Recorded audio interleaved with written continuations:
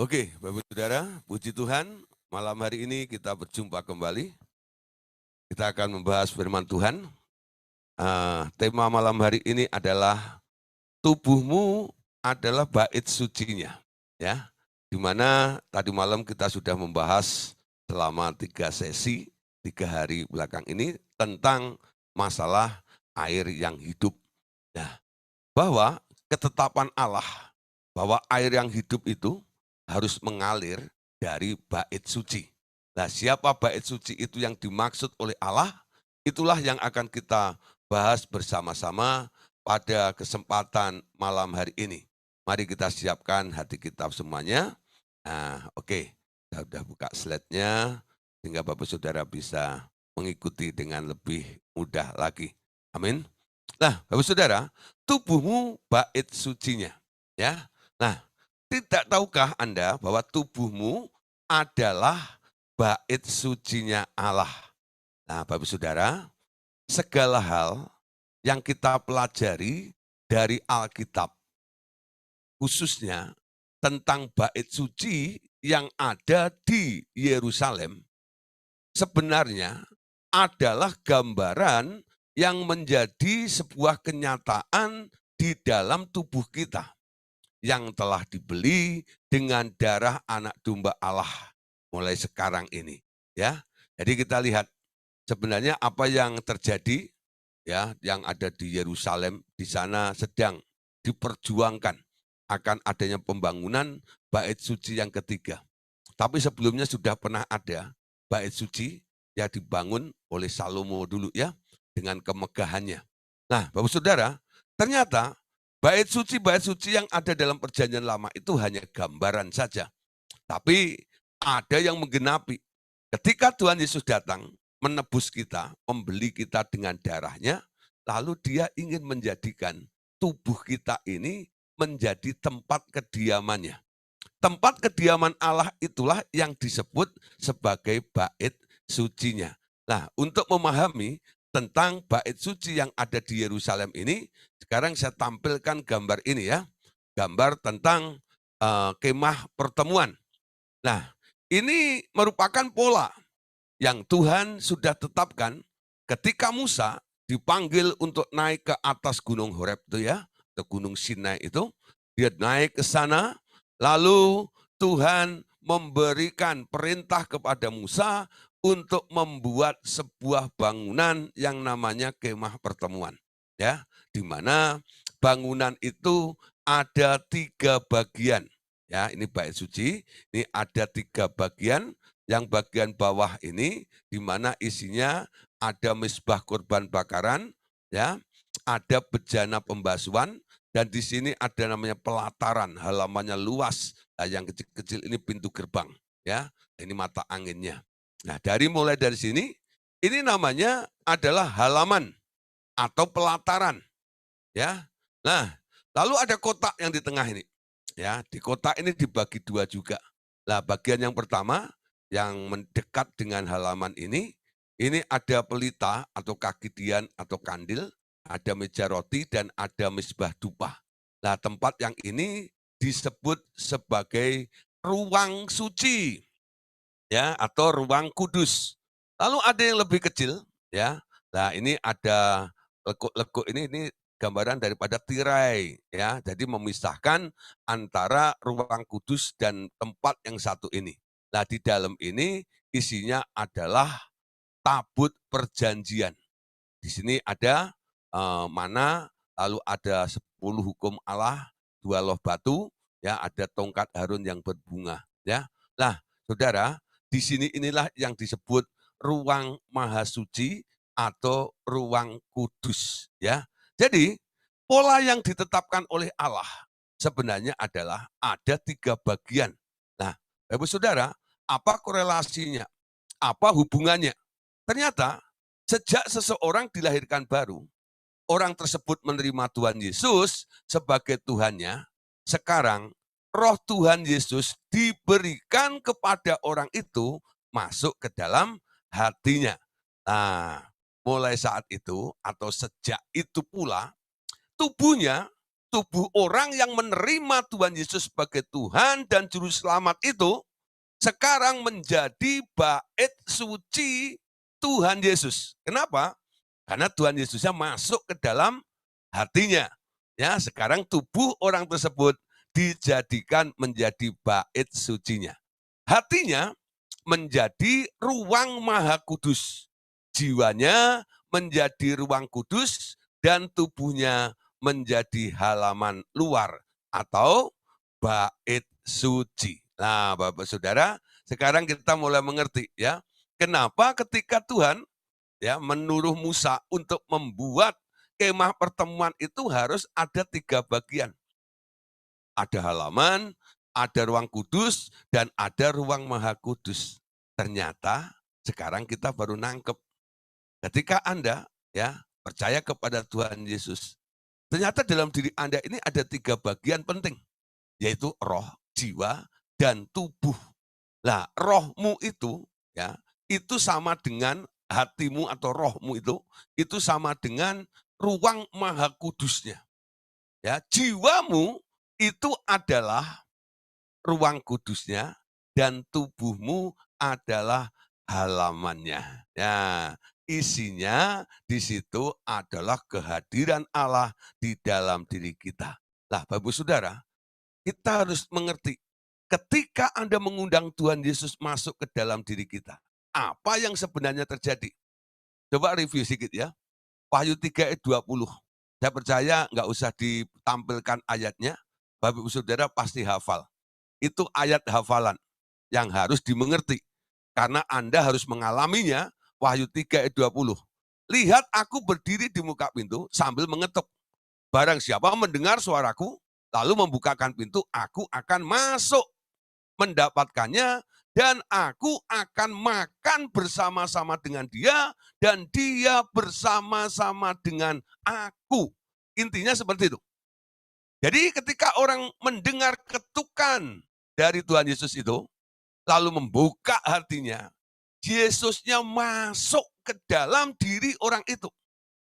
Jadi orang lahir baru itu kemasukan sesuatu. Kemasukan apa? Kemasukan Yesus.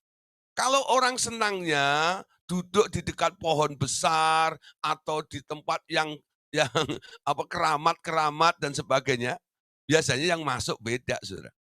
Pasti roh yang lain. Tapi kalau orang mendengar ketukan Tuhan Yesus dan buka hatinya untuk dia, Yesus masuk dalam hatimu. Amin. Sekarang kalau ditanya, Yesus ada di mana? Anda yang lahir baru jangan bilang Yesus ada di surga. Anda boleh katakan, Yesus ada di dalam hatiku. Dia ada di dalam diriku. Ini menjadi suatu pengakuan, pernyataan iman kita bahwa hidupmu sekarang diisi oleh Tuhan Yesus. Amin. Yesusnya ada di sini. Nah, sekarang mengapa Yesus ada di dalam hati Anda? Untuk apa dia masuk ke dalam hati Anda? Pasti ada tujuannya, bukan? Nah, ketika saudara Tuhan Yesus ini masuk ke dalam tubuh kita, ya, apa yang terjadi? Ketika Tuhan Yesus memasuki tubuh itu, sebenarnya Tuhan Yesus membawa air yang hidup, yaitu firman, dan berubah menjadi mata air yang terus-menerus memancar sampai hidup yang kekal. Amin. Nah, sekali lagi ya.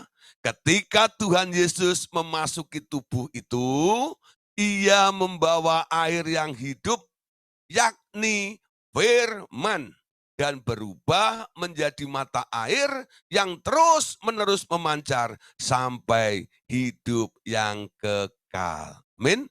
Nah, Bapak Saudara, ketika dia masuk, tadi saya katakan dalam ayat Wahyu 20, Wahyu berapa nih?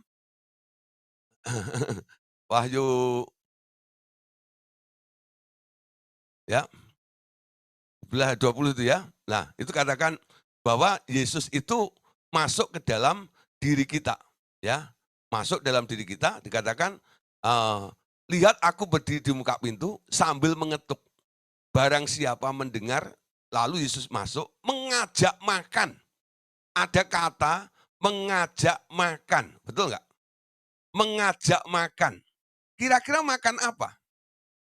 Makan firman. Ya, makan firman. Nah, itu makanan. Firman itu makanan. Amin. Sekarang mulai biasakan dengan istilah ini. Kalau Anda dengar firman, Anda sedang makan. Amin. Nah, nanti kalau Anda sedang membaca firman, merenungkan firman, atau mendengarkan khotbah, ikut online discipleship, seperti malam hari ini, ada orang tanya kepada Bapak Saudara, lagi ngapain, Cik? Ngapain kok? Ya, Anda boleh bilang, aku lagi ciak. Ciak apa?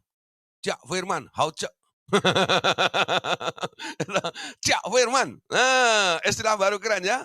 Bukan lagi dengerin khotbah, bukan dari merenung firman. Sekarang kita ambil aja satu istilah keren, itu enggak ya? Lagi ciak firman. Ini makanan yang paling haucek ya, paling enak sedunia, yaitu firman yang mengenyangkan di dalam kehidupan kita. Amin. Nah, firman itu air yang hidup. Ya, firman sama dengan air.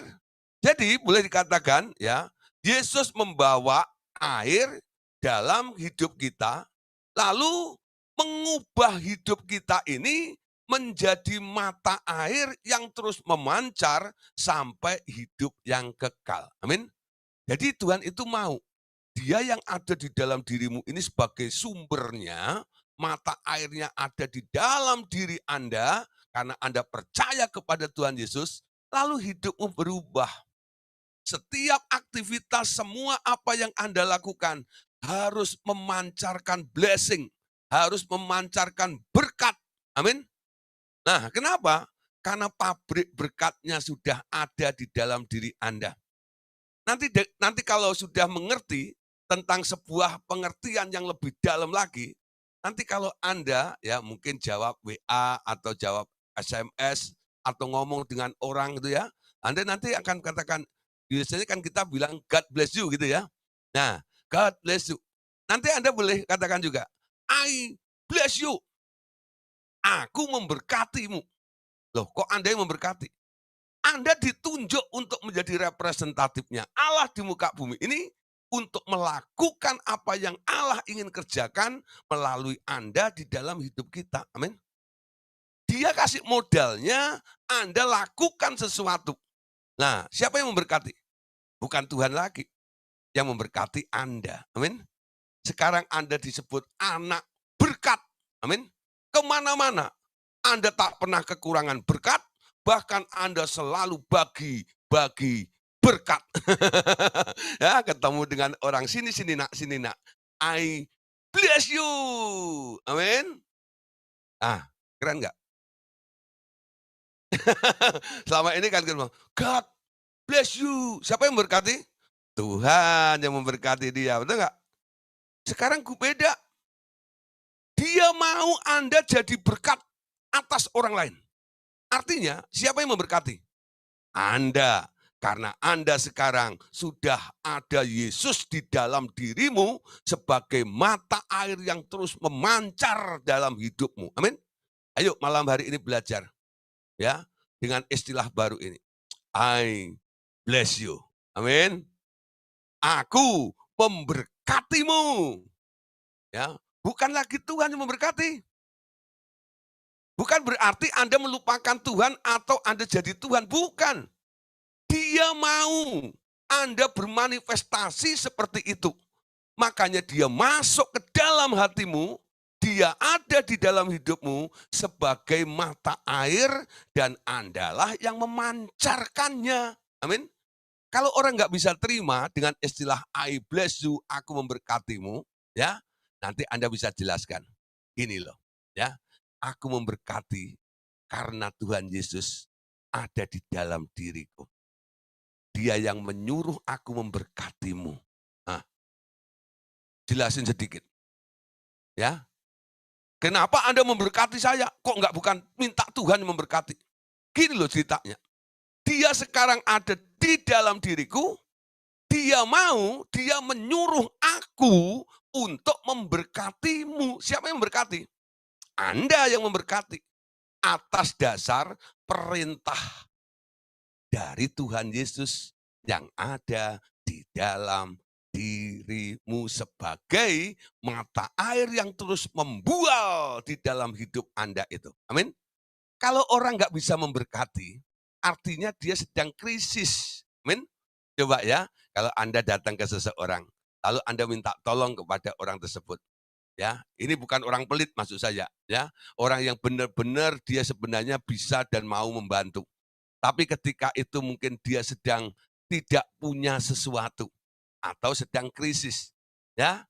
Lalu dia katakan, "Aduh sayang ya, sebenarnya aku pengen bantu tapi nggak punya." Dia nggak bisa, nanti saya minta tolong deh sama kakak saya atau tetangga saya, biar dia yang membantu kamu. Nah, kenapa? Karena dia nggak punya. Anda punya sesuatu, amin. Anda punya sesuatu. Punya apa? Punya Yesus di dalam dirimu. Amin. Anda itu kaya luar biasa. Anda itu sangat melimpah luah. Amin. Karena apa? Di dalam dirimu sekarang ada mata air. Amin. Mulai coba camkan. Saya harap malam hari ini ya tidak ada yang merasa dirinya hina, lemah, kurang ini dan kurang itu. Segala sesuatu telah komplit di dalam diri Anda. Tinggal Anda mulai menyadarinya. Ada Yesus. Punya Yesus. Punya segala-galanya. Amin. Nah, amin. Bisa dimengerti nggak? Kalau nggak mengerti saya ulang lagi loh. Nah, ayo bisa ngerti nggak maksud saya? Kenapa saya harus mengatakan Anda mulai belajar bilang I bless you. Supaya Anda sadar memang Allah mau Anda menjadi seorang yang memberkati, membawa berkat bagi semua lingkungan Anda. Ya, nanti kalau Anda sudah mulai mengerti mekanisme ini, ya nanti Anda jangan kaget. Oh, sebentar lagi Anda jadi orang kaya raya. Kenapa? Modalnya memang dibutuhkan. Anda diberkati jadi kaya bukan untuk memperkaya diri sendiri. Untuk memuliakan Tuhan dan untuk memberkati banyak orang-orang di sekitar kita. Amin. Nah, tapi kalau Anda belum bisa tanggung jawab dalam perkara tentang masalah mamon ini, Tuhan tidak akan mempercayakan itu kepada Anda. Nah, Bapak Saudara, mari kita baca 1 Korintus 3 ayat yang ke-16. Nah, 1 Korintus 3 ayat 16. Tidak tahukah kamu bahwa kamu adalah bait Allah dan bahwa Roh Allah diam di dalam kamu? Jika ada orang yang membinasakan bait Allah, maka Allah akan membinasakan dia. Sebab bait Allah adalah kudus dan bait Allah itu ialah kamu. Amin. Ya. Bagian terakhir perhatikan. Sebab bait Allah itu adalah kudus dan bait Allah itu adalah kamu. Ya. Nah, 1 Korintus pasal 6 ayat 19, Paulus juga masih menegaskan lagi. Dalam buku yang sama, tapi dalam fatsal yang berbeda. 1 Korintus 6 ayat yang ke-19. Atau tidak tahukah kamu bahwa tubuhmu adalah bait Roh Kudus yang diam di dalam kamu, Roh Kudus yang kamu peroleh dari Allah, dan bahwa kamu bukan milik kamu sendiri. Amin. 2 ayat ini harusnya sudah menjadikan Anda yakin. Nggak usah bimbang, ya, nggak usah ragu tentang status baru Anda. Aku ini ternyata adalah, tubuhku ini ternyata adalah bait Roh Kudus. Baitnya Allah, bait suci. Allah berdiam di dalam diriku. Dan tadi dikatakan, sekarang tubuhmu itu bukan milikmu sendiri lagi. Kalau bukan milikmu, milik siapa sekarang? Milik orang atau pribadi yang pernah menebus Anda. Siapa yang pernah menebus Anda? Tuhan Yesus. Dia beli dengan harga yang mahal. Dia tebus Anda. Sekarang dia layak untuk memiliki seluruh eksistensi hidup Anda dan anggota-anggota tubuh Anda. Amin. Nah, untuk lebih cepat memahami seperti ini dan kita tidak terus tarik ulur dengan Tuhan, ya, harus ada sikap yang kita ambil, ya. Sikap apa? Ya, kita ya harus rela untuk mempersembahkan. Mempersembahkan apa? Mempersembahkan tubuh kita ini. Sudah sepantasnya sejak saat itu juga orang ini mempersembahkan tubuhnya sebagai korban yang hidup baginya untuk dipakai sesuai dengan rencananya sendiri, ya, rencana Allah. Amin. Nah, Roma 11 ayat yang ke-36. Sebab segala sesuatu adalah dari Dia dan oleh Dia dan kepada Dia. Bagi Dialah kemuliaan sampai selama-lamanya. Nah, Bapak Saudara, sekarang kita lihat ya, memang Allah itu mau melakukan sesuatu. Roma pasal 11 ayat 36 ini, Anda juga catat baik-baik dan Anda harus ingat betul ayat itu. Ya, sebab segala sesuatu dari Dia, oleh Dia dan kepada Dia, bagi Dialah kemuliaan sampai selama-lamanya. Kalau sulit menghafalkan ayat itu, Anda nyanyikan aja, ada lagunya kok. Ya. Sebab segala sesuatu dari Dia, oleh Dia, kepada Dia. Bagi Dialah kemuliaan sampai selama-lamanya. Ya, kalau baitnya, oh alangkah dalamnya kekayaan hikmat pengetahuan Allah. Ya, bagian rapnya ini Anda hafalkan. Sebab segala sesuatu dari Dia, oleh Dia, dan kepada Dia. Bagi Dialah kemuliaan sampai selama-lamanya. Ketika saya baca ayat itu, saya jadi bingung. Ya, kan saya yang disuruh melakukannya. Kok semuanya diborong oleh Allah?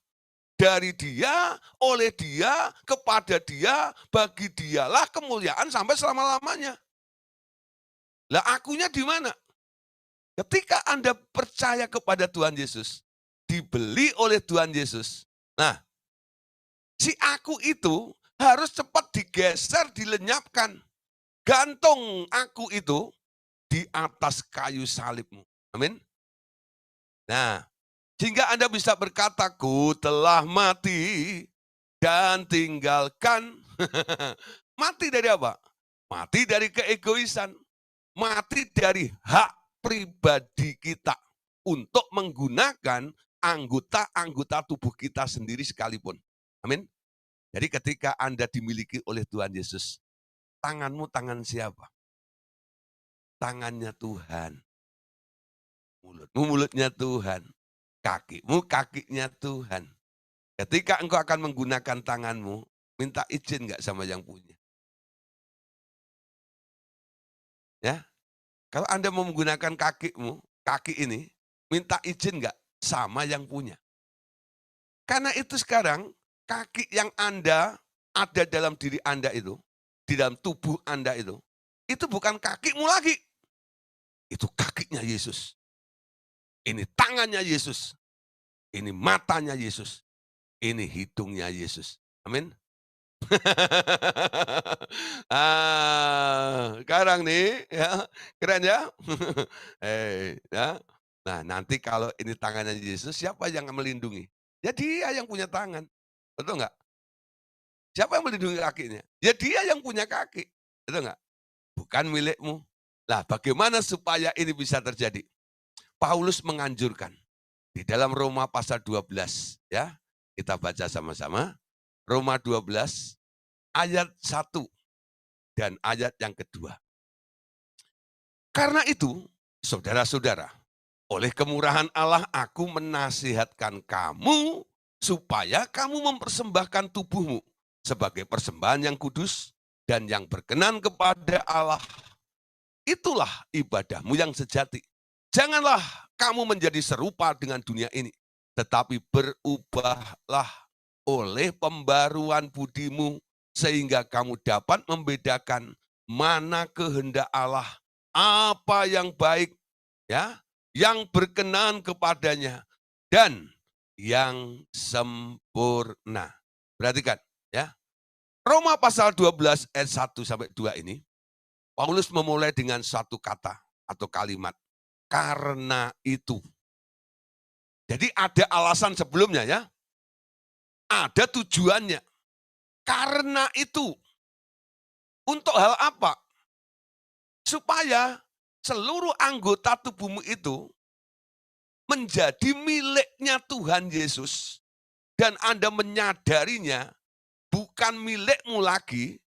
Paulus katakan, karena itu, amin. Karena itu supaya kamu mengerti bahwa anggota tubuhmu itu bukan milikmu lagi, menjadi miliknya Yesus.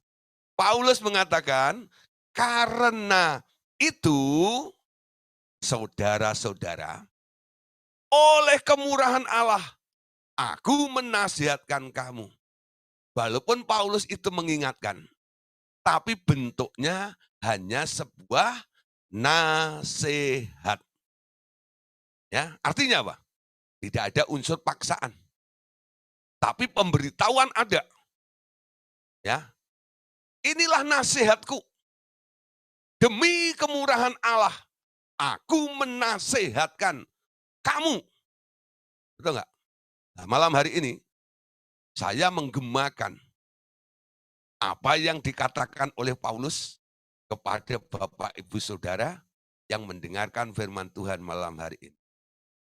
Hal yang sama. Oleh karena itu, demi kemurahan Allah, aku menasihatkan kamu, Bapak Ibu Saudara semua yang ada di dalam online discipleship malam hari ini. Ada sebuah nasihat. Nasihat apa? Ya, supaya kamu mempersembahkan tubuhmu sebagai persembahan yang kudus dan yang berkenan kepada Allah. Itulah ibadahmu yang sejati. Ini nasihat saya malam hari ini, yang saya kutip dari pernyataan Rasul Paulus. Amin. Ya, nasihat saya malam hari ini, yang saya kutip dari pernyataan Paulus waktu menasihati jemaat di dalam kitab Roma pasal 12 ayat 1 ini. Ya, supaya kita, Anda, Bapak Ibu Saudara, rela mempersembahkan tubuhmu sebagai persembahan yang kudus dan berkenan kepada Allah. Amin. Nah, Bapak Saudara, perhatikan di sini. Persembahan tubuh ini penting sekali.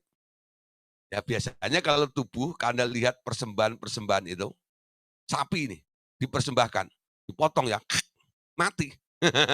Tapi ya Anda nggak perlu potong diri ya, mempersembahkan kepada Allah, nggak usah. Ya, Anda sekarang persembahkan tubuhmu untuk dipakai supaya hidupmu mempermuliakan dan melakukan apa yang Tuhan kehendaki di dalam kehidupan kita ini. Amin. Nah, saudara, ayo yang belum mempersembahkan tubuhnya kepada Tuhan, malam hari ini lakukan. Tuhan Yesus, aku persembahkan tubuhku. Ini tanganku, ambil Tuhan. Ini mulutku, ambil Tuhan. Ini kakiku, ambil Tuhan. Setelah Anda menyatakan seperti itu, Anda mulai ingat, catat baik-baik bahwa tangan itu bukan tanganmu lagi, kaki itu bukan kakimu lagi. Kenapa? Sudah Anda persembahkan kepada Tuhan. Amin. Sehingga Anda nggak bisa ngomong gini, ya, gua kan ngomong pakai mulut-mulut gua sendiri, nggak ada lagi. Gua ngomong sesuka gua, kan pakai mulut-mulut, nggak pinjem mulut lu, bilang gitu. Nggak bisa ngomong lagi gitu, saudara. Ya, mulutmu bukan mulutmu lagi. mulutnya Yesus. Nah, mulutnya Yesus ngomong apa? Ngomong firman, amin. Dan nanti Anda lihat, bukan berarti Anda khotbah seperti saya atau ngajar seperti saya. Ngomong firman itu dalam seharian, sama seperti Yesus. Nanti firman akan mengalir dalam hidup Anda melalui perkataan Anda itu. Tanganmu nanti seperti tangannya Yesus, ya. Tangan yang dingin dulu ya, yang selalu menyembuhkan. Ada orang sakit, ya tumpang tangan, sembuh orangnya. Kenapa? Bukan Anda yang tumpang tangan. Karena tanganmu sekarang tangannya Yesus. Berarti Yesus yang tumpang tangan atas orang itu. Betul nggak? Lah, bukan Anda tidak mengandalkan lagi kekuatan Anda. Banyak orang hari-hari ini kan masih berbahasa roh lama, kian lama, kok lama banget dan sebagainya gitu ya. Nah, untuk apa? Supaya greng greng greng greng greng greng greng. Betul nggak ya? Nanti kalau udah greng greng greng siapa yang gue tabok? Tangannya sudah mulai. Ayo siapa ini? Ini mau lagi banyak urapannya nih. Tangannya siapa? Ya, tangan dia sendiri. Nanti polanya berubah. Segala sesuatu dari dia, oleh dia, kepada dia, bagi dialah kemuliaan sampai selama-lamanya.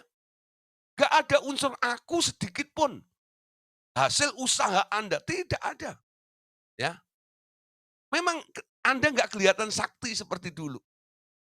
Ketika dulu kami masih melakukan hal yang seperti saya katakan tadi, saya nyembah lama-lama sampai penuh dengan kuasa. Wah, orang mengagumi. Ya, wah kalau dekat Pak Gideon, ya know, rasanya udah kerasa urapannya. Wah, itu ya, dijamah tuh kayak setrum rasanya. Wow, ya. Siapa yang dimuliakan? Siapa yang dibilang hebat? Si Gideonnya dulu. Ya, tapi sekarang saya nggak peduli. Orang bilang saya nggak ada urapannya lagi atau apapun juga. Nggak peduli. Betul nggak lah? Yang penting hidup saya jadi berkat. Karena apa? Yesus ada di dalam diri saya. Ya, saya hanya menjadi perpanjangan tangan Tuhan saja. Karena saya melakukan setiap kehendak Dia di dalam hidup saya. Amin. Nah, mulai paham ya? Jadi saya tidak membentuk mengajak Anda menjadi pasukan orang-orang sakti, bukan. Tapi orang-orang yang diisi Yesus di dalamnya, sehingga Anda memanifestasikan Yesus di dalam hidup Anda. Amin. Nah, Bapak Saudara, sampai akhirnya firman itu penuh di dalam hidup Anda. Firman yang dibawa oleh Yesus di dalam diri Anda itu mengalir, melimpah dari bait suci itu. Ya, seperti gambaran kemarin, dari bait suci itu akan keluar mengalir aliran. Karena dari dalam bait suci itu ada sungai yang mengalir dari dalamnya. Amin. Nah, air hidup itu harus nampak dalam kehidupan kita. Ya, sejak dia masuk ke dalam diri orang percaya, Tuhan Yesus membawa serta juga firman-Nya. Atau bahkan dirinya sendiri sebenarnya adalah firman. Firman itu tak lain adalah air yang hidup. Yang pernah dia janjikannya ya bagi semua orang yang menerima dia. Nah, memang dalam Yohanes 7 ayat yang ke-39, di situ dikatakan bahwa itu adalah tentang Roh Kudus yang dijanjikan bagi semua orang percaya. Betul? Antara air itu sama dengan firman. Itu sama juga dengan Roh Kudus. Air, firman, dan Roh Kudus itu paket yang tak terpisahkan. Amin. Jadi jangan ada pertanyaan-pertanyaan seperti kemarin ya, Pak John Ming kemarin, dan Pak artinya air, Roh Kudus, segala macam gitu. Itu menjadi sebuah paket saja. Ya, air yaitu firman, dan firman ya air itu juga aliran, boleh disebut juga kuasa Roh Kudus yang melimpah sesuai dengan Yohanes pasal 7 ayat yang ke-39. Nah, urutannya begitu Saudara ya. Bila Anda yang berkata-kata, perkataan itu keluar dari hatimu, ya dari hatimu sendiri, adalah perkataan yang biasa. Perkataan yang tak ada kuasanya. Tapi bila Roh Kudus telah mengubah hatimu, hatimu diubah menjadi baru, ya bukan pakai hati yang lama, hati yang baru, ya Karena sudah terjadi proses pemulihan, maka kata-kata yang keluar sekarang adalah kata-kata yang berasal dari Roh Kudus. Barulah perkataan itu boleh dikatakan menjadi air yang hidup. Amin. Ya, boleh katakan menjadi air yang hidup. Nah, Bapak Saudara, untuk ngeceknya gampang. Sumbernya dari mana? Umpama Anda sedang ngomong sesuatu. Lalu Anda tanya sama saya, Pak, saya ngomong kok nggak kejadian, kenapa ya? Tapi di sisi lain Pak, satu kali saya ngomong kok bisa jadi, kenapa? Nah, sekarang coba cek. Ketika Anda ngomong, bisa terjadi sesuatu itu.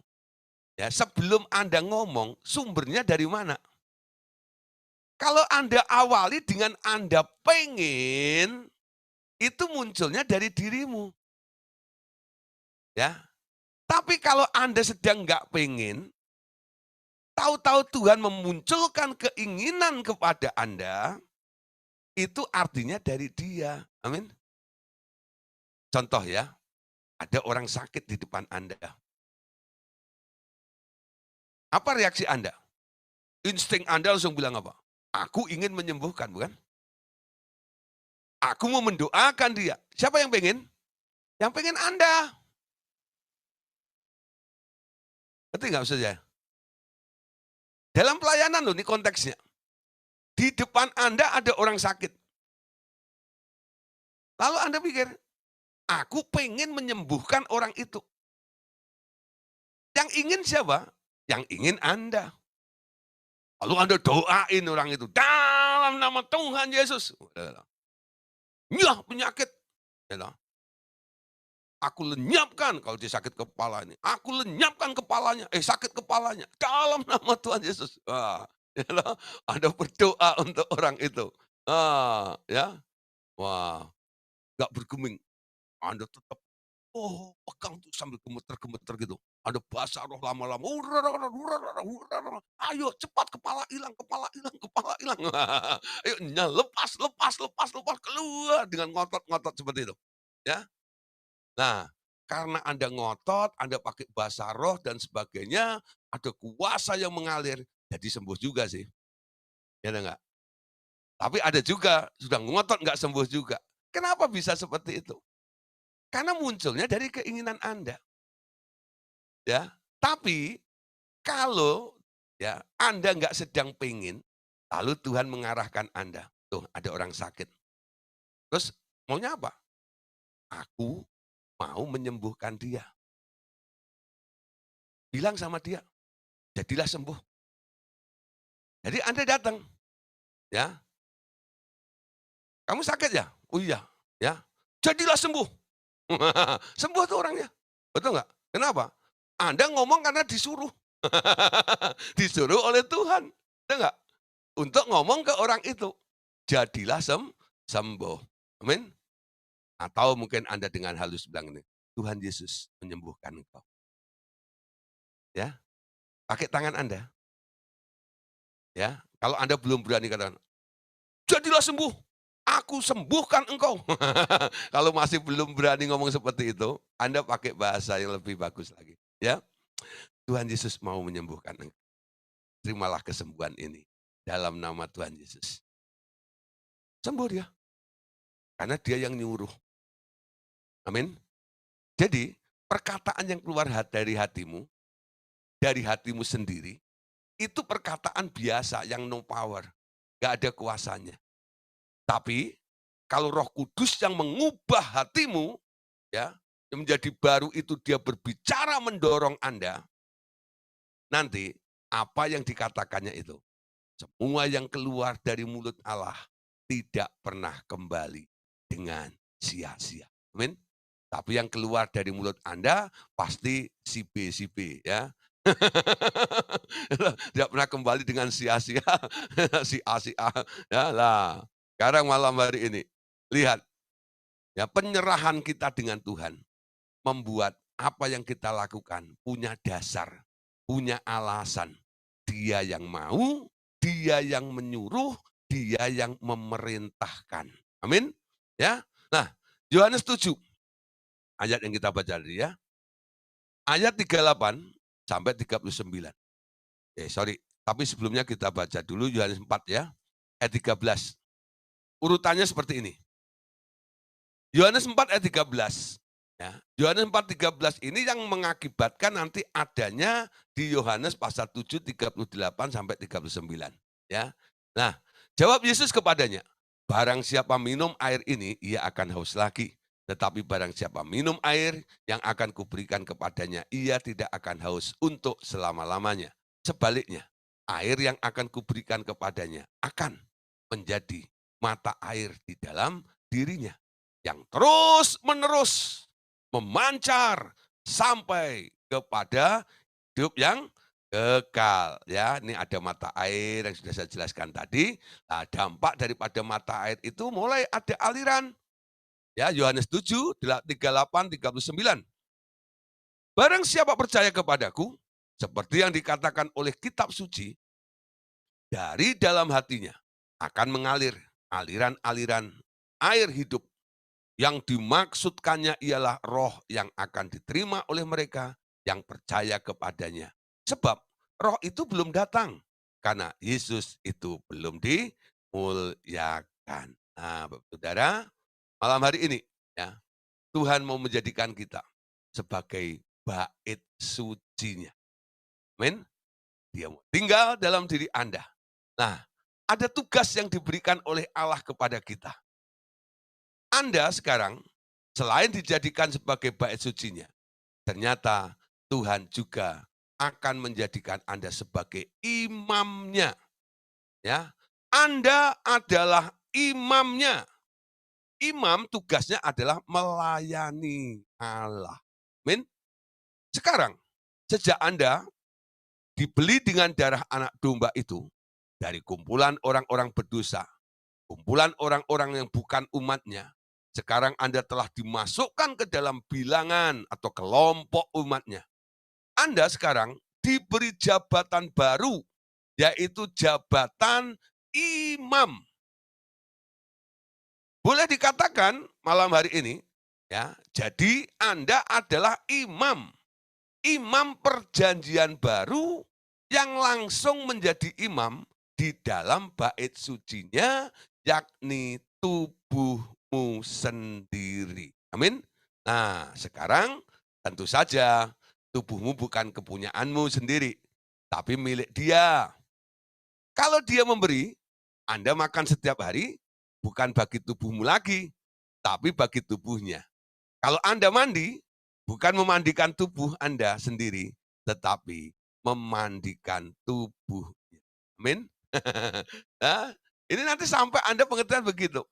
Ya, kamu tuh mandi lama-lama banget sih. Gitu, gitu. Padahal dulu kamu tuh mandi cuma setengah menit udah selesai. Sejak lahir baru itu loh, mandi bisa 3 jam. Saya mau lebih bersih tubuh saya. Emang kenapa? Sebab ini bukan tubuh saya lagi. Ini tubuhnya Yesus. Udah nggak ya? Harus bersih. Lebih bersih daripada tubuh saya yang dulu.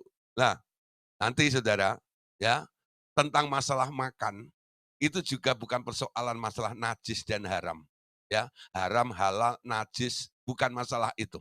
Ya, kesadaran Anda bahwa tubuhmu adalah miliknya Tuhan Yesus. Kalau Anda kasih makanan, Anda sedang bukan kasih makan tubuh, tapi kasih makan tubuhnya Tuhan Yesus.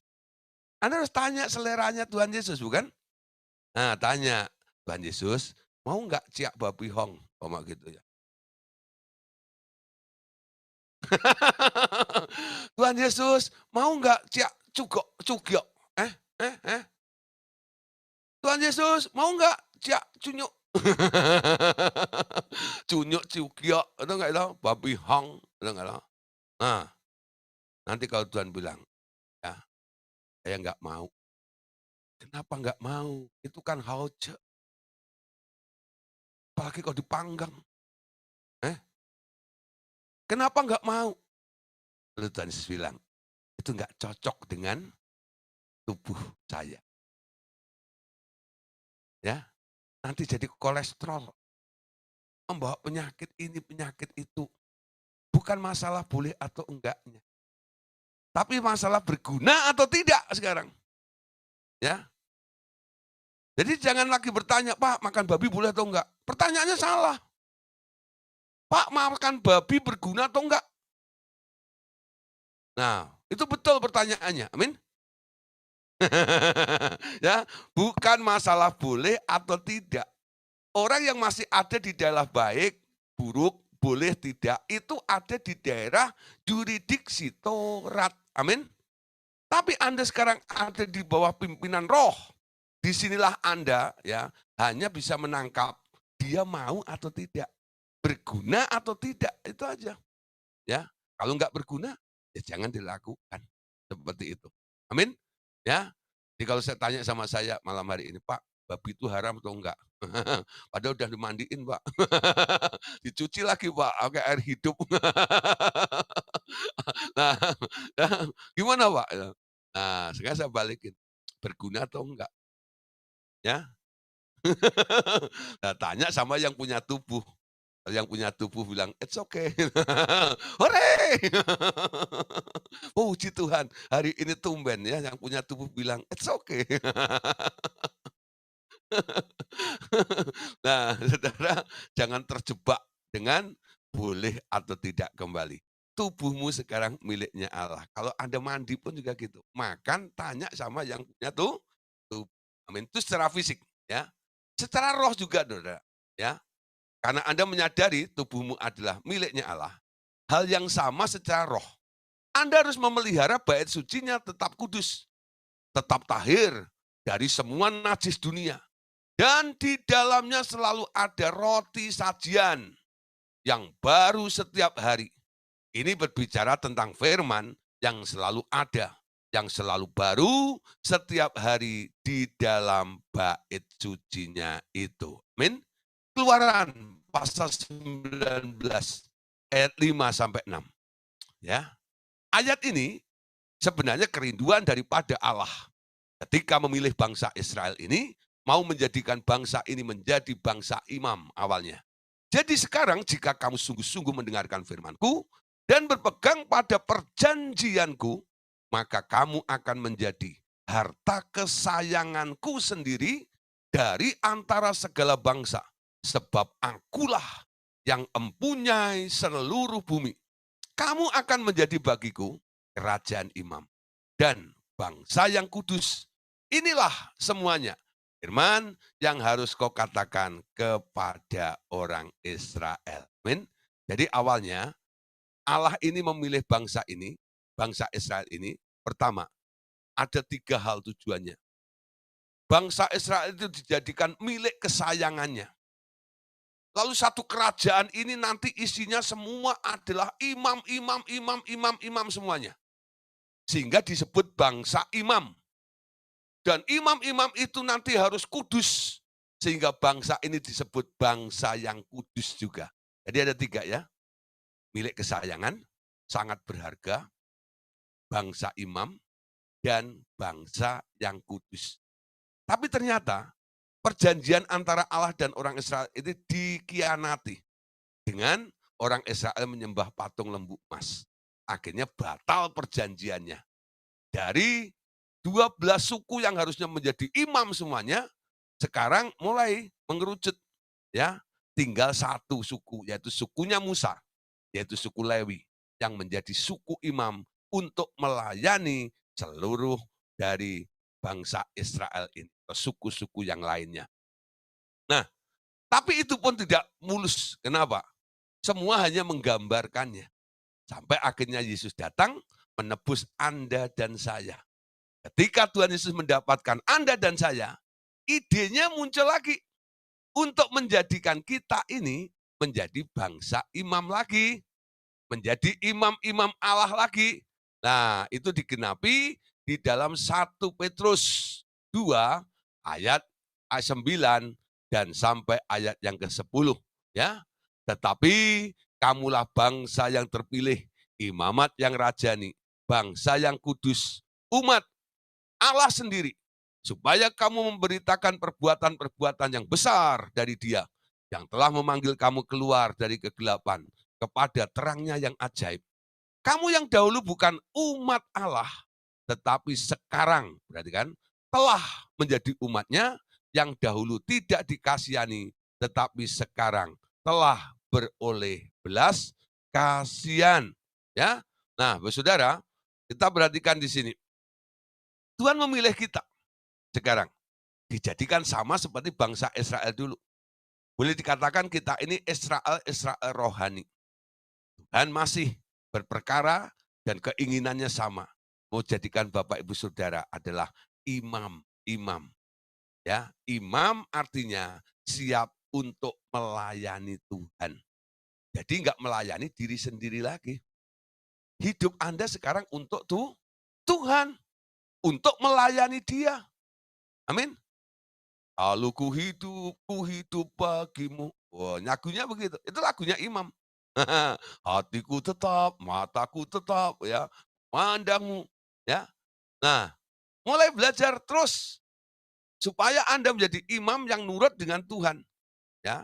Nah, Bapak Saudara, bagaimana supaya itu bisa terjaga dan imam-imam ini nanti bisa melakukan tepat seperti apa yang Tuhan mau. Nah, di ruang Mahasuci itu ada satu perkakas, ya, namanya meja roti sajian.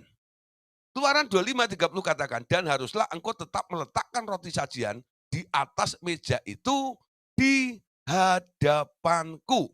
Ya, Bilangan 4 ayat 7. Lagi pula di atas meja roti sajian, mereka harus membentangkan sehelai kain ungu tua. Dan di atasnya mereka harus meletakkan pinggan, meletakkan cawan, meletakkan piala dan kendi korban curahan. Juga roti sajian harus tetap ada di atasnya. Nah, perhatikan saudara ya. Jadi di ruang Maha Kudus itu ada meja roti sajian. Di situ harus setiap hari imam-imam itu mengganti dengan roti. Ya, roti tak beragi. 12 susun. Mewakili 12 suku Israel pada waktu itu. Nah, Anda juga begitu. Ya, harus ada roti di meja sajian itu. Nah, roti ini menggambarkan apa? Firman. Bagaimana itu bisa terjadi? Anda harus chatting. Sehingga ada firman, ada rema. Itu yang disebut roti sajian. Bukan sekedar logos. Anda baca Alkitab itu baik. Ya, tapi banyak orang membaca Alkitab cukup tahu tentang Alkitab, tapi tak pernah merubah hidupnya. Tak pernah melakukan apa yang dibaca. Kenapa? Yang dibaca hanya tulisan, logos. Tapi Anda harus mendapatkan remanya. Rema itulah yang disebut roti. Ya, roti di atas meja sajian tersebut. Amin. Nah, bagaimana caranya? Chatting, ngobrol. Biasakan berdialog, tanya sama Tuhan. Kalau baca Alkitab gitu ya, ada yang nggak mengerti jangan mikir sendiri. Anda berhenti, Anda menyapa Tuhan, Tuhan, ayat ini apa maksudnya? Lalu Anda diem. Pikiran Anda jangan jalan mengolahnya sendiri, jangan. Ya, Anda mulai Tuhan, nyatakan. Nanti munculnya jawaban itu bukan dari otakmu, bukan. Ya, munculnya dari dalam hatimu. Jadi ngerti dari luar sama ngerti dari dalam itu nanti beda.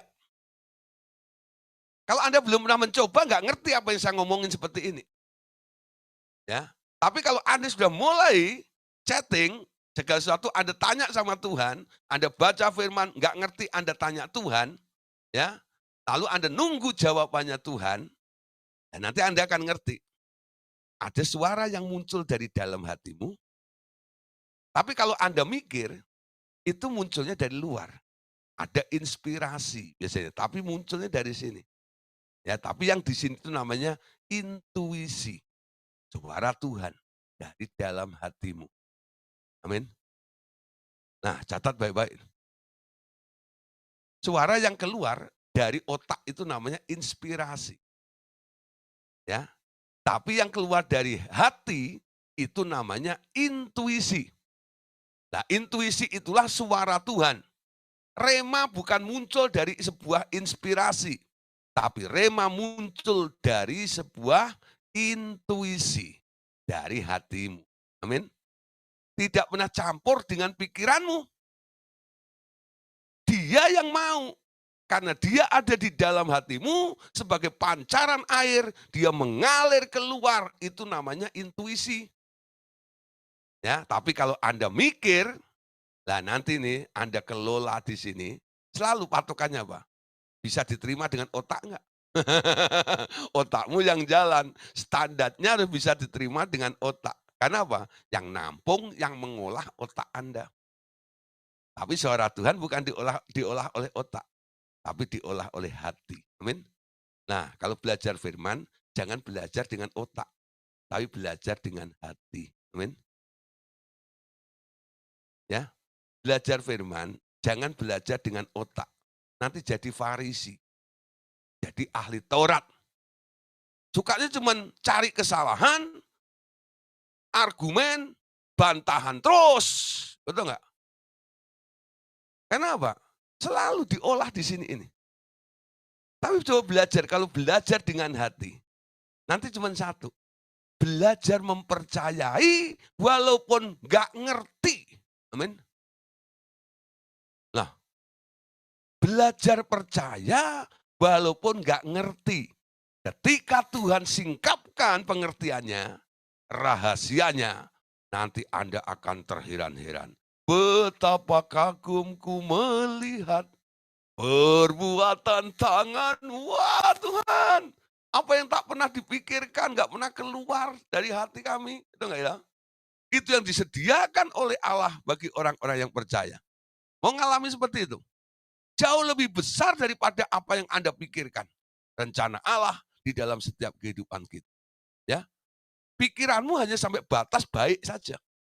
Tapi kehendak dan rencana Allah bukan sekedar baik, tapi benar dan sempurna adanya. Amin. Nah, mulai nih. Ini pakai bahasa malaikatnya agak tinggi. Nah, supaya Bapak Saudara mulai sedikit, Pak bingung malahan ya. Mikir aja sudah baik, Pak. Yang Anda anggap baik belum tentu benar, apalagi sempurna. Amin. Nah, sekarang perhatikan. Oleh sebab itu, ya, sebagai bait sucinya Allah, Anda harus dibersihkan tiap hari. Ya, harus ada proses namanya pentahiran di dalam kehidupan Anda. Ya. Nah, Bapak Saudara, ada fungsi daripada pentahiran. Sama seperti seorang imam yang masuk ke dalam kemah pertemuan harus mencuci tangan dan kakinya di kolam pembasuhan agar menjadi tahir. Demikian pula kita sebagai imam perjanjian baru harus mentahirkan bait suci Tuhan Yesus ini dengan air yang hidup setiap waktu atau setiap saat. Amin. Nah, coba lihat. Keluaran 30 ayat 18 sampai 21. Haruslah engkau membuat bejana dan juga alasnya dari tembaga untuk pembasuhan. Dan kau tempatkanlah itu antara kemah pertemuan dan mezbah. Dan kau taruhlah air ke dalamnya. Nah, Bapak Saudara, jadi di halaman itu ada namanya mezbah, ya pembasuhan. Nah, ini untuk apa? Semua imam yang mau masuk bertugas baik di ruang kudus maupun di ruang maha kudus, dia harus membasuh kaki tangannya. Ya. Nah, ada gereja-gereja yang masih begitu ya. Mau masuk gereja itu nanti ada di pojokan gitu. Yang mantan itu pasti tahu. Nanti cuma dipakai ujung jarinya itu, cik, cik, cik. Nah, itu ya, pentahiran dulu, cik, cik, cik, cik. Dan gitu aja dong, ada kobokan air sedikit gitu, ya dong. Pentahirannya ada juga yang masih melakukan dia dengan kran ya, dicuci muka, kaki dan semuanya. Nah, itu pola di perjanjian lama. Dulu orang-orang Israel, imam-imam di perjanjian lama itu begitu. Orang-orang Lewi itu begitu. Mirip dengan saudara kita ya, sepupu itu juga. Mereka masih mencuci mukanya, kakinya, tangannya gitu. Itu mirip seperti itu, ya.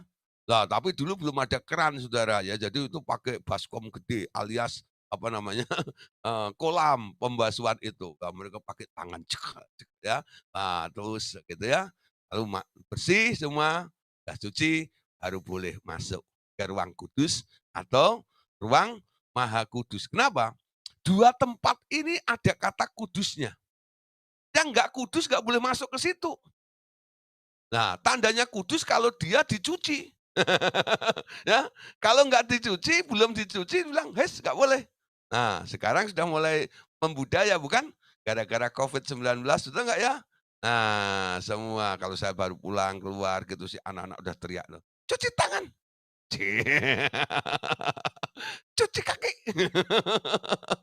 Saya pernah bertamu ke seseorang ya, disuruh layani di sana itu, baru masuk depan pintu, anaknya tuh pakai semprotin semua dari kepala sampai kaki saya. Bapaknya bilang, "Lah kok om tamunya disemprotin kayak begitu?" Nah nah saudara, luar biasa. Nah itu supaya apa? Tahir, betul nggak? Supaya kudus ya, nggak ada baksil, nggak ada kuman yang dibawa masuk itu. Nah, ayat yang ke-19-nya berarti kan, ya, itu anak-anaknya Harun, ya. Nah, ya. Maka Harun dan anak-anaknya haruslah membasuh tangan dan kaki mereka dengan air dari dalamnya.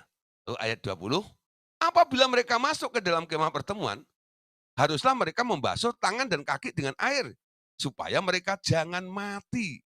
Demikian juga apabila mereka datang ke mezbah itu untuk menyelenggarakan kebaktian dan untuk membakar korban api-apian bagi Tuhan. 21, haruslah mereka membasuh tangan dan kaki mereka, supaya mereka jangan mati. Itulah yang harus menjadi ketetapan bagi mereka untuk selama-lamanya, bagi dia dan bagi keturunannya turun temurun. Ya, nah, jadi ini menjadi ketetapan. Baca juga Keluaran 40 ayat 31 sampai 32 tentang membasuh kaki dan tangan dalam pentahiran ini ya sebagai imam. Musa dan Harun serta anak-anaknya membasuh tangan dan kaki mereka dengan air dari dalamnya. Apabila mereka masuk ke dalam kemah pertemuan dan apabila mereka datang mendekat kepada mezbah itu, maka mereka membasuh kaki dan tangan seperti yang diperintahkan Tuhan kepada Musa. Ya. Nah, artinya apa, Saudara? Dalam pelayanan sebagai imam, sekarang Anda bertanggung jawab sekarang untuk memelihara bait sucinya Allah ini agar tak ada kenajisan menajiskan bait suci ini. Nah, sekarang pengertian tentang najis itu apa? Apa yang disebut sebagai kenajisan. Dalam perjanjian lama, sesuatu yang ditetapkan sebagai yang najis adalah najis.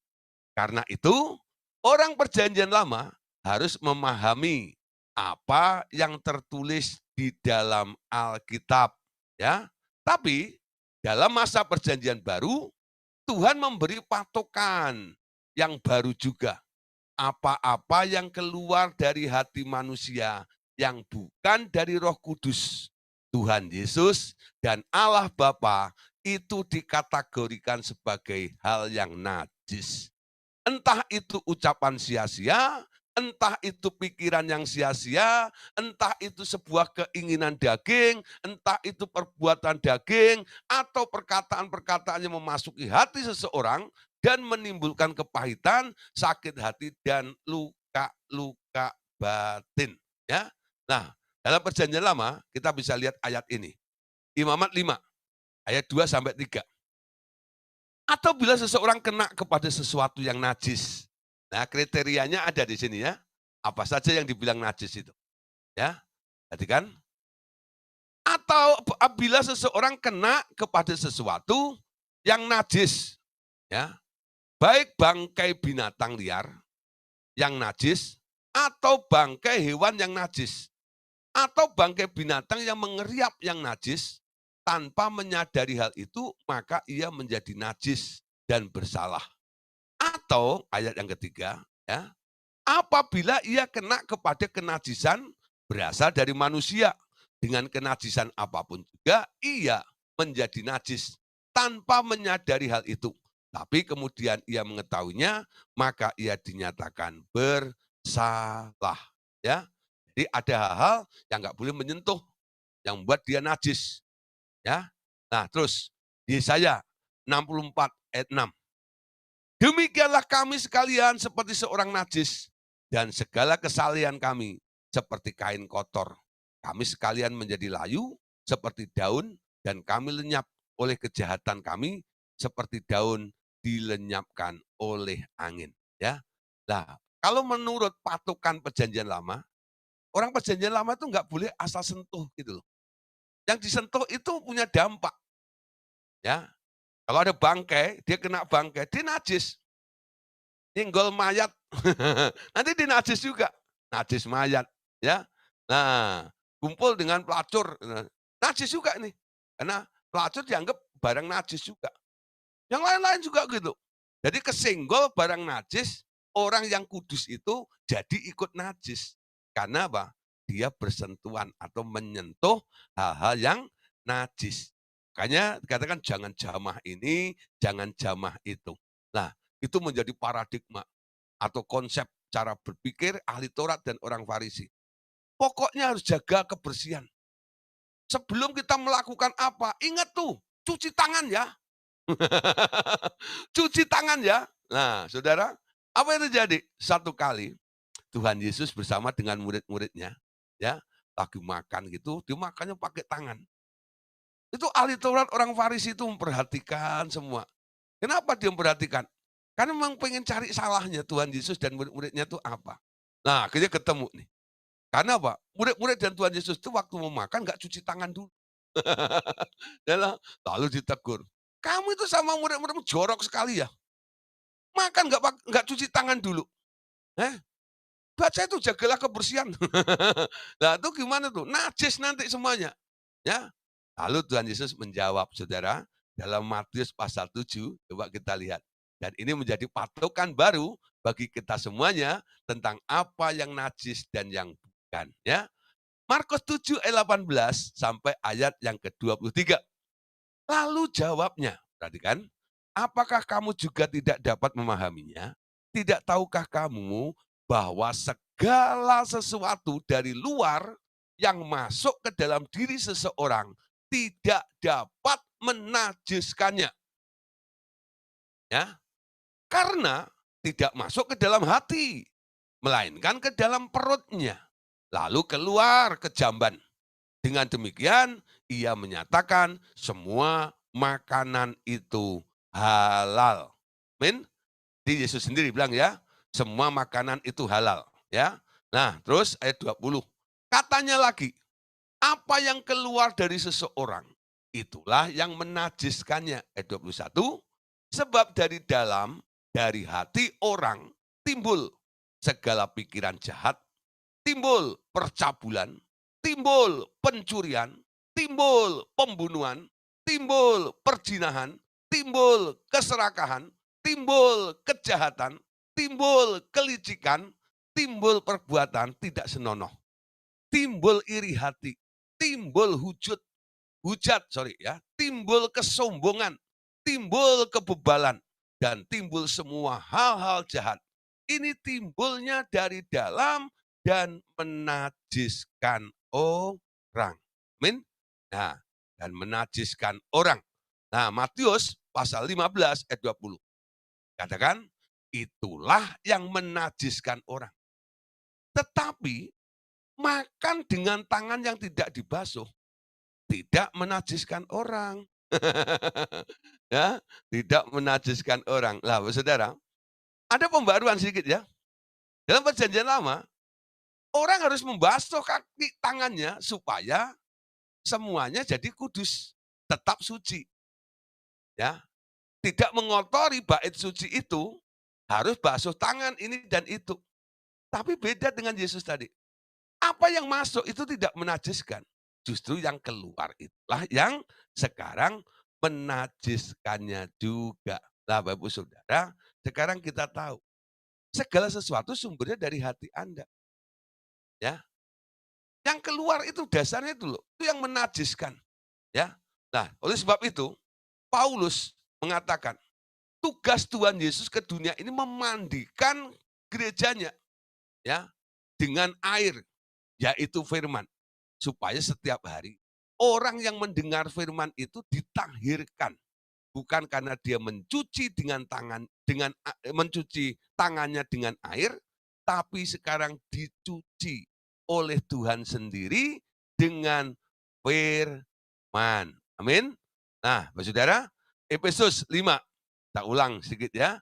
Kemarin sudah dibaca ayat ini. Hei suami, Efesus 5, 25, 27.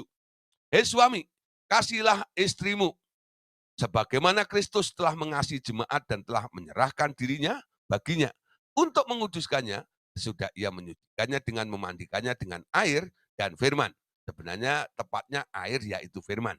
Supaya dengan demikian ia menempatkan jemaat di hadapan dirinya dengan cemerlang tanpa cacat atau kerut atau yang serupa itu. Tetapi supaya jemaat kudus dan tidak bercela. Amin. Nah, semua produk ya, produk perkataan orang lain atau pikiran orang lain atau perbuatan orang lain yang memasuki hati Anda, itulah yang membuat Anda jadi najis. Bahkan dapat membuat Anda sakit kepala, pusing 7 keliling, sakit tulang-tulang seluruh tubuh Anda. Bila saja semua yang dari luar itu dapat dicegah dan tak pernah memasuki hati Anda, maka itu tidak menajiskan hatimu dan juga tubuh. Amin. Nah, pertanyaannya, bila hal itu telanjur memasuki Anda, hati Anda bagaimana? Ada way out-nya. Air yang hidup, yaitu firman itu, dapat mencuci dan melenyapkan semua hal yang najis itu. Ya, supaya apa? Digelondor dengan air ini, supaya yang najis itu keluar dan kembali dapat membuat Anda tak bercacat dan tak berkerut kembali, kudus dan tak bercela. Amin. Nah, oleh sebab itu, nanti kalau Anda sudah mengalami banyak faktor, hal ya, Anda mungkin terlanjur nih, nah diomongin orang, membuat Anda pusing, atau ada produk jahat dari diri Anda, yang membuat Anda selalu melakukan hal yang nggak benar, yang najis dan sebagainya. Apa yang harus Anda lakukan? Ya, Anda bisa mencuci diri Anda sendiri. Ya, karena Anda juga imamnya itu. Bagaimana cara mencucinya? Nah, ini boleh ada doa yang boleh Anda kutip ya, tapi ini bukan mantra. Doa ini boleh menjadi polanya saja. Katakan begini saudara, dalam nama Tuhan Yesus, aku mencuci perkataan jahat dan sia-sia keluar dari hatiku dan tahirkan hati ini sampai bersih. Demikian pula semua penyakit, sakit penyakit yang mengotori bait suci Tuhan Yesus ini, enyah, lenyap, tak berbekas, maka penyakit itu akan lenyap seketika. Amin. Nah, saudara, gampang ya doanya. Dalam nama Tuhan Yesus, aku mencuci perkataan yang jahat, sia-sia, keluar dari hati, dan ditahirkan ini sampai bersih. Ya, kalau ada sakit juga begitu. Lenyapkan, tak berbekas. Wes-wes, bablas angine, lenyap semuanya. Dalam nama Tuhan Yesus. Ya, nah coba doa dengan pola seperti ini. Anda boleh catat dulu, screenshot dulu ya. Supaya bisa dipakai pola dalam doa mencuci hal yang najis dalam diri Anda supaya bait sucimu tetap dinyatakan kudus nantinya. Amin. Nah, kadang-kadang memori seseorang harus dicuci bersih dengan air yang hidup ini dari gambar-gambar buruk yang telah lama terekam di situ. Sehingga menyebabkan penyakit yang terulang-ulang. Bila gambar-gambar dalam memori itu lenyap, penyakit-penyakit itu pun akan lenyap juga selama-lamanya. Ya, jadi nanti Anda lihat waktu mencuci itu Anda melihat ada gambar ini, gambar itu, gambar itu, sampai gambarnya itu hilang gitu loh. Ya, gambar orang yang mules, gambar orang yang demam, ya, itu sakit penyakit semua itu, sampai nanti Anda lihat, oh sudah seger. Ketika saya mendoakan orang kadang-kadang ya, awalnya saya lihat dalam tubuh rohnya, Memang benar-benar dia ngalami hal yang sama seperti tubuh fisiknya. Tapi saya lihat waktu kami doakan, tahu-tahu ada perubahan. Tubuh roh itu sudah sehat. Nah, jadi saya berhenti untuk menyembuhkan, kenapa? Dia sudah sembuh. Saya tinggal encourage aja orangnya. Kamu sudah sembuh. Sekarang bertindaklah jadi orang sembuh. Bangun, bangkit, ayo. Nah, bagaimana orang sakit atau orang lumpuh atau orang yang belum sembuh, Anda suruh dia melakukan hal seperti orang sehat? Ya nggak bisa, betul nggak? Jadi jangan ngawur juga waktu doain orang. Pak, kita lakukan ini supaya dia punya tindakan terobosan seperti itu. Lihat dulu, di alam roh sudah lenyap belum itu penyakitnya? Sudah sembuh belum? Kalau belum ya kasihan dong. Tubuh rohnya belum sembuh. Atas dasar apa dia Anda suruh jalan? Atas dasar apa Anda suruh ini dan itu? Semua yang Anda ucapkan itu ada dasarnya. Iman itu sesuatu yang punya dasar. Amin. Ngerti nggak maksud saya? Jangan Anda hanya sekedar idealis, ya nggak tahu. Menurut saya gini, gini, gini, kan begitu, ya. Nah, buat sebuah pola sendiri, enggak. Harus ada dasarnya. Kenapa engkau suruh dia jalan padahal dia lumpuh? Kalau Anda ditanya sebagai pendoa syafaat, lalu orang tanya, kenapa? Dia kan nggak bisa jalan. Kenapa kamu suruh jalan? Dia bisa jawab, aku lihat dia sudah sembuh. Ya, bangkitkan keberaniannya. Buang semua trauma-trauma. Mindset-mindset itu cuci semua dari otaknya bahwa dia nggak bisa jalan, dia dan ini nih. Padahal dia sudah jalan. Ya, sudah sembuh. Karena apa? Di alam rohnya sudah lenyap. Paham nggak maksud saya? Nah, yang belum praktek di daerah ini coba mulai. Bekerja di alam roh. Bekerja di alam materi itu sulitnya luar biasa. Ketika Anda kerjakan di alam roh, Anda melihat di alam roh, Anda akan ubah materi itu seperti apa yang terjadi di alam roh. Jadilah kehendakmu di alam materi ini sesuai dengan apa yang ada di alam roh. Itu doanya kan gitu ya. Jadilah kehendakmu di bumi. Bumi itu alam materi. Seperti di surga. Surga itu alam roh. Yang betul gitu. Jadi Anda harus tahu perubahan dulu di alam roh, baru Anda ubah yang di bumi ini. Jangan main paksa. Jangan main paksa nih.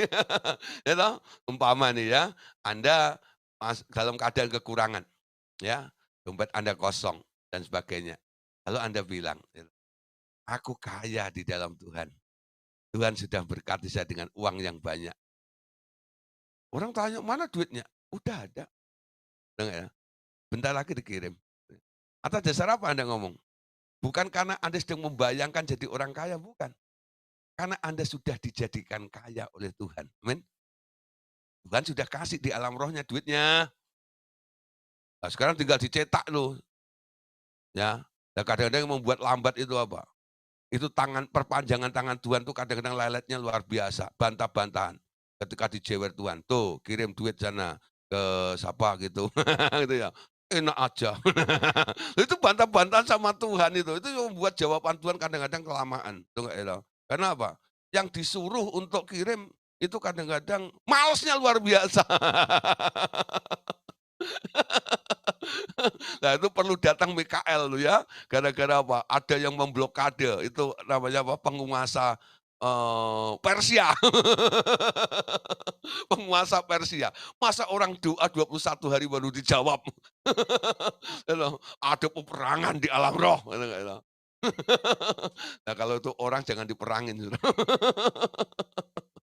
Nah, kalau Anda juga mungkin dipakai Tuhan untuk perpanjangan tangan Tuhan ya, ngalir aja dengan Tuhan. Kasihan kadang-kadang orang yang nunggu jawabannya terlalu lama. Kenapa? Karena tangan Tuhannya yang lelet ya. Nah, kadang-kadang ada pergantian tangan. Yang ditunjuk nggak mau. Akhirnya Tuhan cari tangan yang lain. Itu nggak bisa juga. Orang lain yang dipakai oleh itu. Ya. Nah, ya, oke, lanjut. Sekarang Saudara, masuk berikutnya, ya. lingkungan yang lebih luas.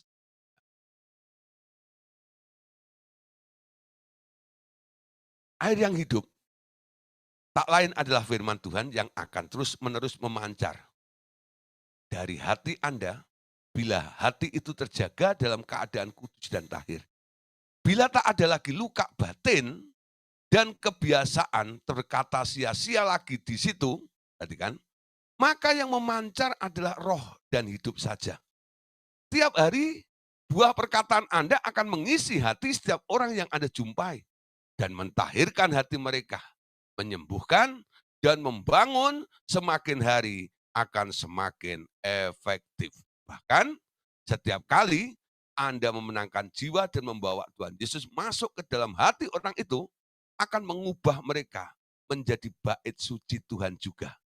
Ada mata air baru terbit di dalamnya. Maka Anda memperbanyak titik-titik mata air di muka bumi ini yang menjadi satu kesatuan bait sucinya di atas bumi dan membasuh lingkungannya semakin lama semakin besar. Amin. Nah, Bapak Saudara, sekarang lihat dari bait suci yang kecil dalam diri Anda ini. Lalu Anda memenangkan jiwa. Orang lain Anda menangkan. Lalu Anda jadikan bait sucinya juga. Ada titik mata air baru lagi. Itu enggak ya? Lama-lama banyak sekali titik-titik mata air. Dan jangkauannya lebih luas lagi. Amin. Jadi tugas kita hari ini bukan membangun sebuah gereja enggak. Ya, saya enggak pernah berambisi, bermimpi untuk buat sebuah gereja. Ya, panggilan saya seorang pengajar. Saya mendidik, melahirkan murid-murid seperti ini. Anda juga harus melahirkan juga orang-orang yang baru di bawah Anda. Saya mendapatkan mata air dari Tuhan.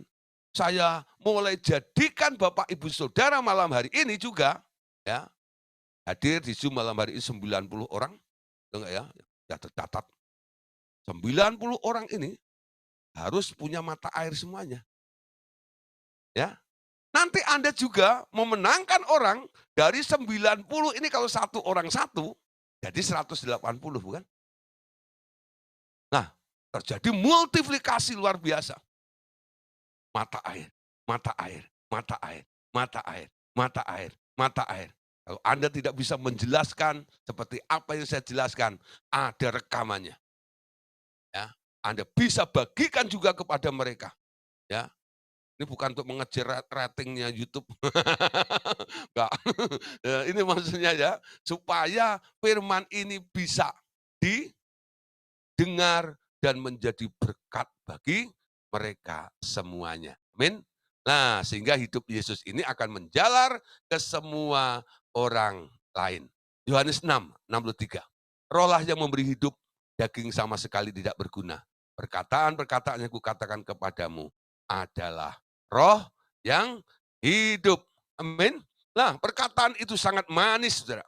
Kidung Agung katakan, ayat 7-9, kata-katamu manis bagaikan anggur.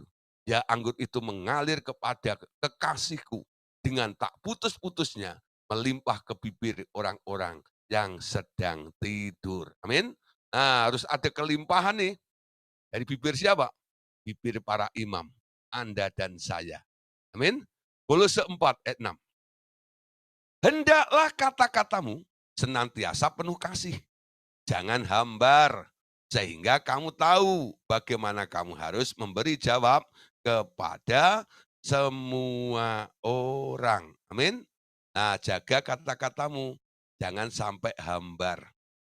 Ya, tapi harus punya arti, punya makna. Ya, supaya apa? Orang lain diberkati dengan apa yang kita sampaikan. Amin. Nah, 1 Korintus 10 ayat 3-4.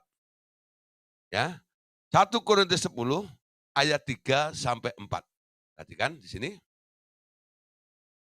Mereka semua makan makanan rohani yang sama dan mereka semua minum, ya, minuman rohani yang sama sebab mereka minum dari batu karang rohani yang mengikuti mereka. Mereka dan batu karang itu adalah Kristus. Amin.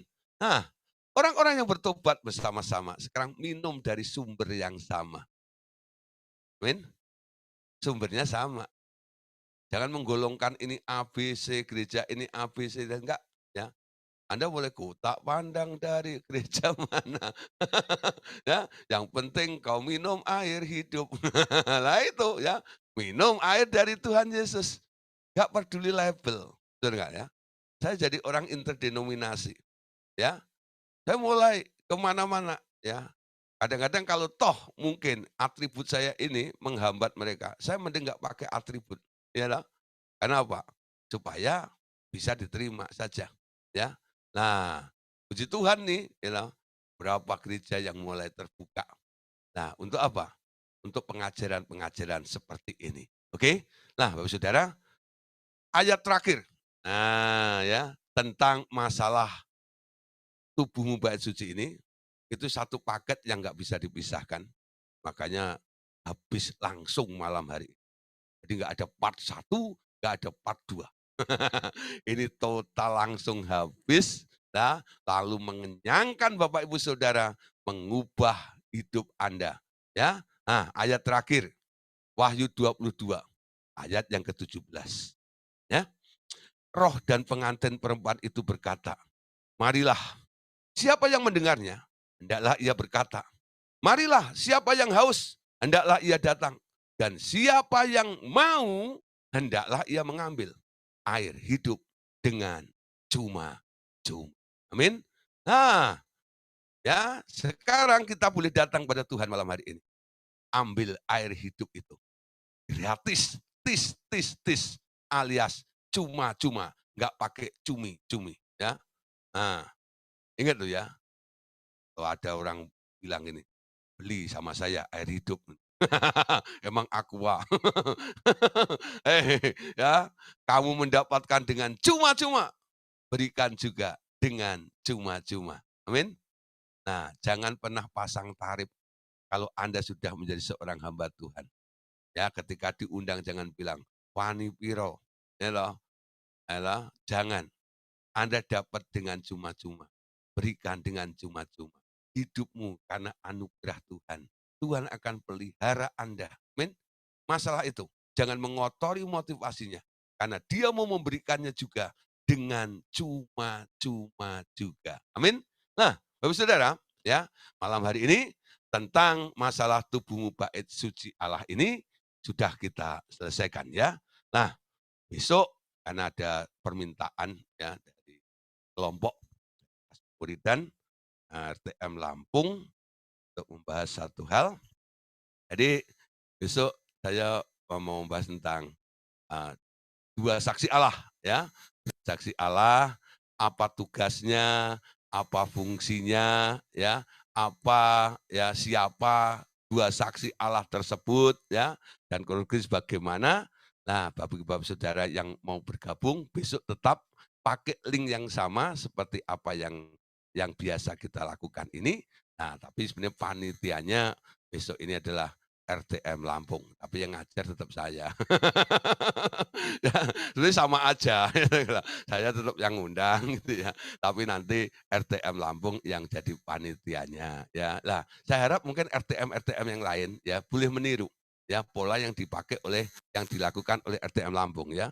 Mungkin RTM Solo mau mengadakan juga, boleh ya. Nah, siapa yang bicaranya? RTM Surabaya, RTM Lawang, RTM Madiun, RTM Bandung, RTM mana lagi? Medan ya, RTM, Tasikmalaya, ya, dan RT lain masih banyak lainnya itu ya. Mereka boleh lakukan ini ya, jadi panitianya nggak apa-apa. Nah, boleh memperkenalkan supaya kita kenal, oh ada dong RTM, ketuanya siapa sih yang di sana itu, sambil kenalan dengan pengurus-pengurus ya. Jadi kalau Bapak Saudara kesasar ke Lampung, paling enggak Anda tahu, ada RTM Lampung ya, siapa ya bosnya? Oh gitu ya, kita datang, kita saudara satu sama lain, amin. Nah, ya, nah oke, puji Tuhan Bapak Saudara, malam hari ini ya, kita sudah selesaikan tentang, tubuhmu bait suci ini, ya. Oke, ya, sampai ketemu besok ya, dengan acara yang sedikit berbeda. Ya, karena temanya adalah tentang membahas 2 saksi Allah, ya. Oke, Saudara, mari kita buka wajah